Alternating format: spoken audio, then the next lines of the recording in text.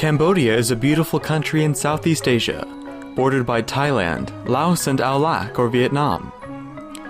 The country is a fascinating mix of breathtaking scenery, simple cultures and traditions, stunning ancient temples, colonial architecture, genuine friendliness, and more.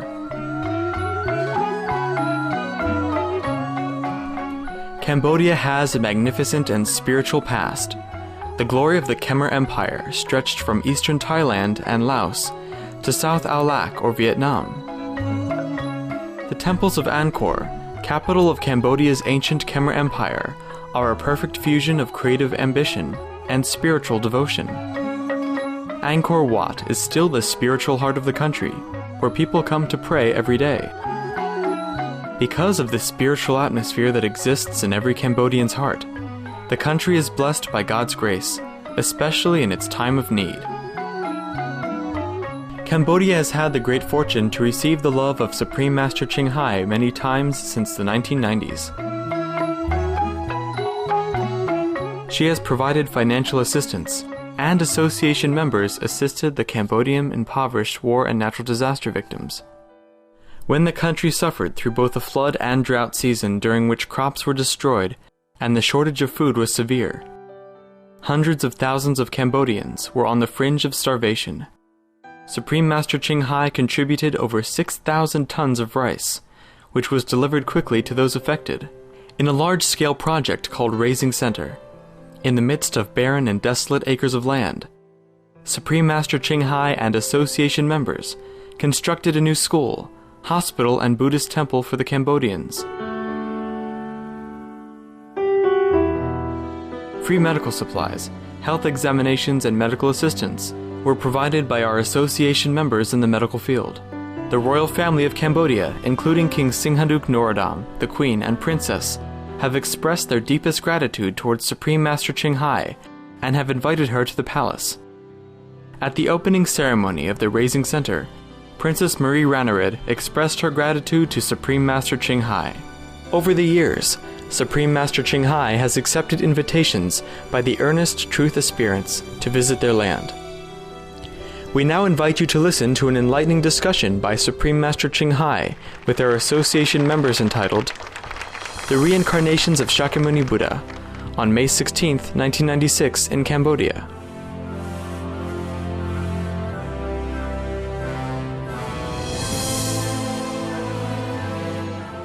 Supreme Master Ching Hai's lectures are not a complete meditation instruction. Please do not try alone. For free of charge guidance, please visit www.godsdirectcontact.org or contact any of our centres near you.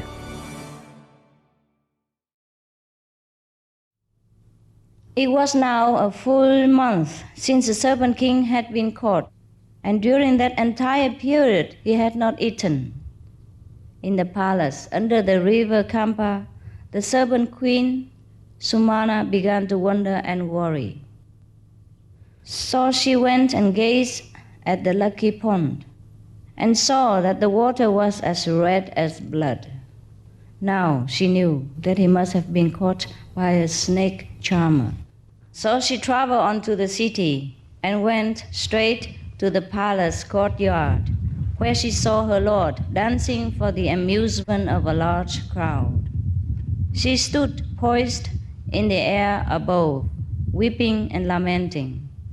The Serpent King, as he danced, looked up, and seeing his queen, felt so ashamed that he crept into his basket and hid himself. Funny. Why? He asked for trouble himself, no? Did he not? He wanted to be a hero, no?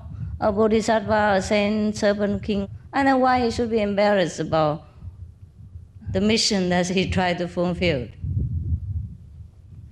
The king, seeing that the snake had stopped dancing, called out, "What is the matter?" Looking up, he too saw the serpent queen hovering in the air. He was astonished at this vision and asked, "Who are you that shine like the lightning or a blazing star? Are you a goddess? For I can see that you are not human." "I am neither goddess nor human," Great king, I am a serpent queen who has come here with a great purpose. Tears flow from your eyes, and you seem to be full of anger. Tell me, lady, why have you come here? Sir, the serpent who dances before you was seized by a man for profit. He is my lord, and I have come to ask for his freedom. The king asked, how could this half-starved man catch such a powerful snake? Tell me, serpent queen, how this happened. Great king, this serpent is so mighty that he could burn this town to cinders. He allowed himself to be caught so as not to break a vow that he had made. And how did the man catch him? On fast days, this royal snake used to lie near the highway. There the snake charmer caught him. He is the king of 16,000 serpents who live below the river Kampa. Set him free, O king. Buy his liberty from this man. With gold, 100 cattle and a village, perform this merciful deed, O great king. The king agreed to free the serpent king. Turning to the Brahmin, said to him, I will buy this royal snake's freedom from you. I will give you jewel earrings and 100 pieces of gold. I will give you a finely cushioned throne, a bow, 100 cattle, 2 wives of equal birth with you, and same caste. Yeah. In India, people don't marry people of different caste. Like Brahmin, men would marry a Brahmin woman from the Brahmin caste because they have 4 castes. The Brahmin is the highest caste in India. And then come to the Christic caste, mean the warriors. And then some businessman, money maker. And then the last Shudra, means those who do manual work, labor work. Once I was on the river bank of the Ganges River, performing my sadhana, meditating. I had a 1-week retreat in the middle of the Ganges River, where there was a small island of sand and rocks, and the wind blow into your eyes with all sand. That is a very perfect place for meditation, because you can never open your eyes. Yes, so I chose that island to meditate. On the river bank of the Ganges River, there was a holy man, very famous, because he performed a lot of tapasya, means very austere performances, like burning 12 big fires all around you during summer noontime, and sitting on the hot sand with nothing on your body, not even a head, with a burning fire as well, to symbolize the burning passion and you want to conquer it. For example, like that. Or sitting naked on the frozen night, thing like that. Everything, every austere things he did. All the things that most yogic required to show your willpower and endurance, he did. Perhaps he's gone now. But he was very old then. I heard he was very holy, so I went there, to have an audience with him. I bought some fruit for him as offering, which he gave to his disciple. So I said, I would like to meditate here. Is it possible? He said, yes, anywhere you like. Anywhere is a holy land. So I saw the island, one of his disciples meditated there before. So I just went there to see. And the island in the middle of the Ganges River, it was in Rishikesh. Rishikesh is a very holy place for Indian people. And many of the sages and the saints have blessed the soil of Rishikesh with their holy feet. They always come there and meditate since ancient time. That's why Rishikesh is very, very holy to Indian people.釋迦牟尼Buddha was supposed to meditate there too for a while. And some of the famous Indian teachers also have been there. One of the master of Guanyin method, like Kirpa Singh of Bias, he was also meditating there for 6 months before he came out to teach the word. So I was there too, I just wear in a very ordinary cotton white Indian woman wear. Huh? It's very respectable for Indian woman. You cover your behind and your knees. And it's loose with the trousers and a tunic, and similar like that. And I have the collar up to here even. So it's okay.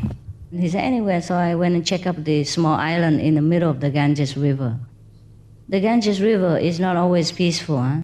In some places, the current is very, very swift, and you must be careful. And there's not always a boat to cross the river. Sometimes you have to walk, or sometimes you have to wait the next day. So the island was in the middle of a very swift current, and you can only go there early in the morning and return very late at night, where the Ganges River come very low in the morning.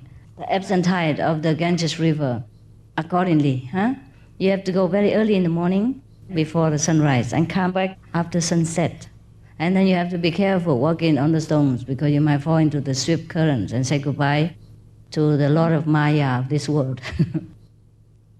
Anyhow, so I went there and meditated for a week.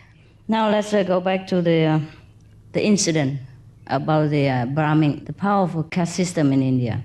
So on the bank of the Ganges River, there lived that holy man in his hut, yeah? And many of his disciples come and go, and some attendants come and go to fetch water for him. He has some of the attendants. So they fetch water for him from the Ganges River and cook for him, things like that. Okay. And one of the small girl, about 10 years old, went to fetch water at the Ganges River. So I happened to just come out of the cave from the island. So I saw her, a small girl with two very big buckets, and she happened to fall down or something. So I hurried up to come and help her up to her feet. But she hit me. She hit me and shoo me away, And I was very astonished. So I just said, I'm sorry. And then when I came in, I asked the master, what did I do wrong? Through the interpretation of another small kid. He was 7, but he was a wizard. He knows English through and through and through. And he translated all the spiritual kind of terminology, not just how are you and have you eaten, thing like that. So it was very cool because he learned directly from an English teacher who was a disciple of this master. So he said, oh, this girl was a Brahmin. It's a Brahmin caste. Don't you touch them. So I asked him, how can I know which is a Brahmin that I should not touch? He said, just don't touch any Indian.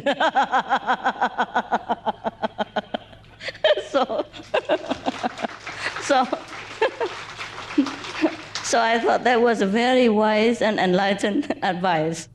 So you see, India, there are so many things you should learn before you go. Don't just rush to the Himalaya in a hot climate. The more you're careful, the better, because anything rotten or any little unhygienic substance could make you sick. That's why I'm very particular about hygiene in the kitchen. I just worry about the general health of the public.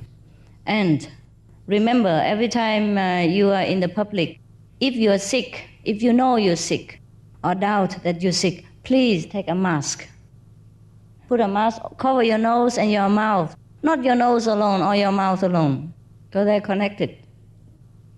And because if you're in the public, you might talk to somebody, accidentally, even though you don't want to, but you forget. Or somebody come near you and talk to you. Or when you take in the food in the general kitchen, you will breathe bacteria into the public's food and contaminate the whole group. So please take note and remember this and protect yourselves as well as other people's health and convenience. Because sometimes some of the very common illnesses, but to some people it's very grave, because their resistance is low, or they are children, or they are old age people.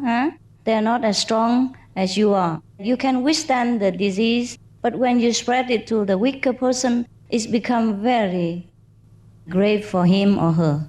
So please be merciful and remember this. It's a little bit inconvenient to wear the mask like that, but it's worth the sacrifice. Don't you think? Oh, okay, remember, huh? I do that too. I did it one time when I went to Singapore.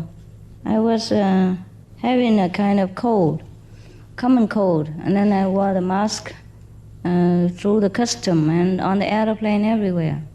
And it helps. But it was very bad with children, because some of the children in Singapore I love so much, and they love me so much. But I tell them to keep away for a few days. But sometimes they couldn't help it, they couldn't bear it. They come around and hug all the same. But at least I have the mask, so it's all right. Okay, remember, huh? Your family members and your fellow practitioners, you have to protect them anytime. Okay, now, we go back to the Benares. Now the king has offered the Brahmin many golds and silvers and prizes and wives and blah, blah, blah, whatnot, in order to buy the liberty for the snake. Now the Brahmin replied to the king, I want no gift, Your Majesty. I will release the serpent of my own free will. So he took the serpent king out of his basket. The serpent crept into a flower, and because of the suffering he had undergone, he was able to put off his reptile shape and emerge in the form of a magnificently dressed young man. Wow. Just to dance a few tunes and you became a man. Samana, the serpent queen, came down from the sky and stood beside her lord. The serpent king bowed respectfully to King Ugasena. Great king, I pay you homage and give you all my gratitude. Now that I am free once more, I will return to my palace. Where is your palace, Serpent King? I would like to see it. The king serpent said, You have given me freedom, great king. In return, I and all my subjects will serve you faithfully. Come with me to my kingdom. Eager to visit the world of serpents, King Ugasena ordered his chariot. Make ready the royal chariot and yoke the mules. Bring forth the elephants in their golden trappings, for we will visit Serpent Land. Drums were sounded, tables were beaten, conches blown, and cymbals clashed. As King Ugasena and the Serpent King with a large following left the city.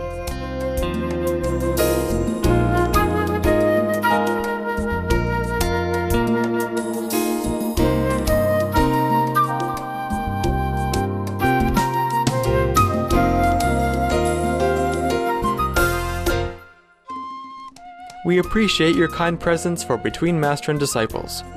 Join us again next Monday for Part 4 of The Reincarnations of Shakyamuni Buddha. Animal World or Co-Inhabitants is up next, right after noteworthy news. Please stay tuned to Supreme Master Television. We wish you much joy, peace, and abundance. For more details, please visit www.suprememastertv.com/BMD.